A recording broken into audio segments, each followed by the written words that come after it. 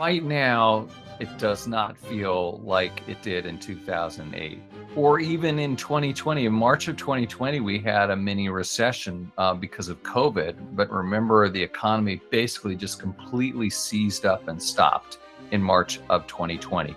In 2008, 2009, because of the financial crisis brought about in the housing market and the financial services business, the economy fell off a cliff. The stock market tanked and the economy again just really slowed down. You couldn't get a job. There was no growth by businesses.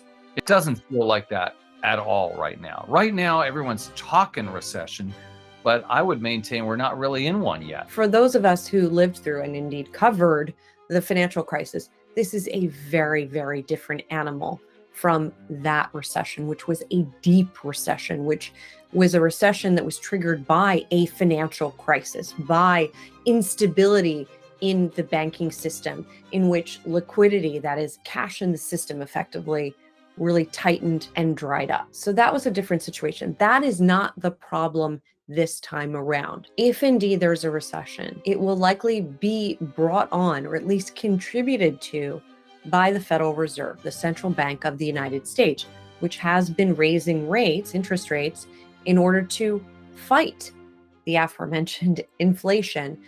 But to do that, they have to slow down growth, to slow down demand. This is not what a recession feels like. And believe me, I've lived through recessions. Of course, March of 2020, which was the quickest recession on record, really, 2008, 2009. The tech bubble of 2000 and 2001.